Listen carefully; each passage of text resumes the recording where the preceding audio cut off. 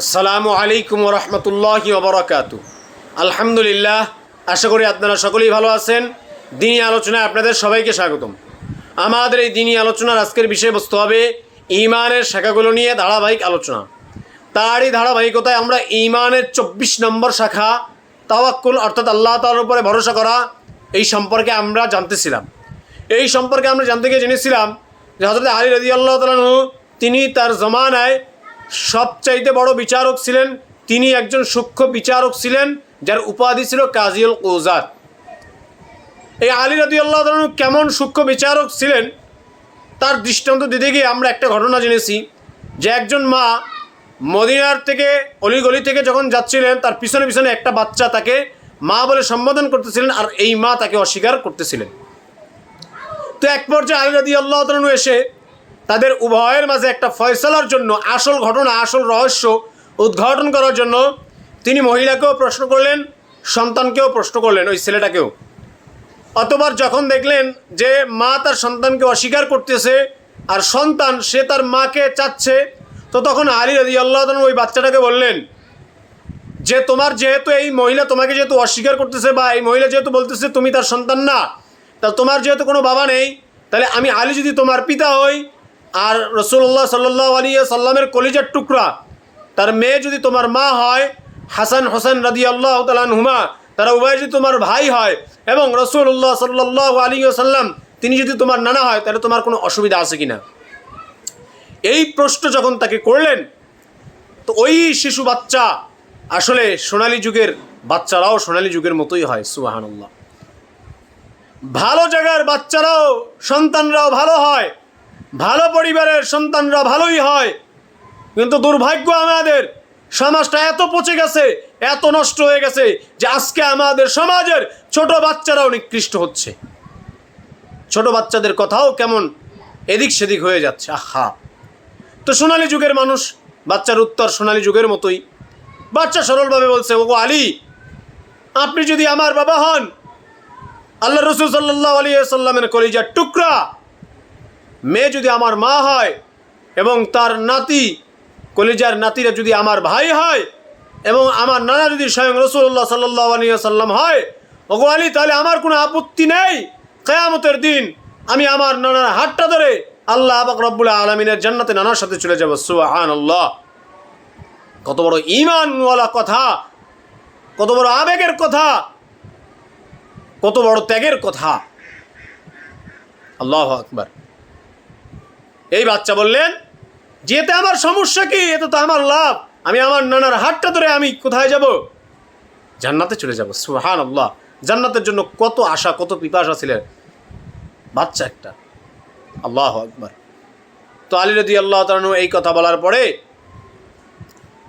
আলী রাদিয়াল্লাহু তাআলা আনহুকে যখন এই উত্তর দিলেন, অতঃপর আলী রাদিয়াল্লাহু তাআলা আনহু বললেন যে ঠিক আছে, আজকে থেকে তুমি আমার সন্তান, তোমার মা হবে ফাতিমা রাদিয়াল্লাহু তাআলা আনহা, এবং তোমার ভাই হবে হাসান হোসেন রাদিয়াল্লাহু তাআলা আনহুমা, এবং তোমার নানা হবে স্বয়ং রাসূলুল্লাহ সাল্লাল্লাহু আলাইহি ওয়াসাল্লাম, আর আমি আলী আল্লাহর রাসূলের জামাই, আমি হব তোমার পিতা। এবারে মহিলাকে বলল, এই মহিলা, তোমার এই বিষয়ে ফয়সালা শেষ, তবে আমার একটা শর্ত, আমার একটা আবেদন আছে, আবদার আছে। সেটা হচ্ছে, তোমার যেহেতু কোনো বিবাহ হয় নাই, তোমার যেহেতু কোনো সন্তান নেই, তাহলে এবার আমি আলী তোমাকে একটা প্রস্তাব দিতে চাই যে এই সন্তানটা, এই যে আমার সন্তানটা, এই সন্তানটাকে তুমি কি বিবাহ করতে চাও? আমি এটার সাথে তোমার বিবাহ দিতে চাই। এই কথা যখন বললেন, মহিলা চোখের পানি ছেড়ে দিয়ে বললেন যে গো আলী, আল্লাহ রসুলের জামাই হবে আমার শ্বশুর, আল্লাহ রসুলের কলিজার টুকরা মেয়ে হবে আমার শাশুড়ি, এবং আল্লাহ রসুল সাল্লাল্লাহু আলাইহি ওয়াসাল্লাম আমার হবে নানা শ্বশুর। এর চাইতে আমার আর কি চাওয়া পাওয়া থাকতে পারে? এর চাইতে ভাগ্যবান আর কি থাকতে পারে? এটা তো অনেক বড় ভাগ্যের ব্যাপার। কিন্তু ওগো আলী, আফসোসের বিষয় হচ্ছে, দুঃখের বিষয় হচ্ছে, কোনো মা কি তার কোনো সন্তানকে বিবাহ করতে পারে? আলী রাদিয়াল্লাহু তাআলা তখন বললেন, এ কি বলো, তোমার না বিয়েই হয়নি, তোমার না কোনো সন্তান নেই, তাহলে এ তোমার সন্তান কিভাবে হয়? তুমি তো অস্বীকার করলে। আলী রাদিয়াল্লাহু তাআলা তো ঘটনাটা আগেই বুঝতে পেরেছেন, তিনি তো সূক্ষ্ম বিচারক, তিনি এটা বের করার জন্য এরকম পদ্ধতি অবলম্বন করেছেন।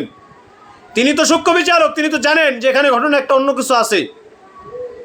এবারে ওই মহিলা তার আসল ঘটনা তিনি খুলে বলতে লাগলো। তিনি বলল, ওগো আলী, আমি যে স্থানে থাকি কোনো খাবার নেই, কোনো কাজ নেই, দুর্ভিক্ষ চলতেছে। ওগো আলী, আমি না খেয়ে থাকি। বলেন না গো আলী, যেখানে আমারই খাবারের ব্যবস্থা নাই সেখানে আমার সন্তানকে আমি কিভাবে খাওয়াবো? তাই চিন্তা করলাম মদিনার মানুষরা তো অনেক দয়াবান হয়।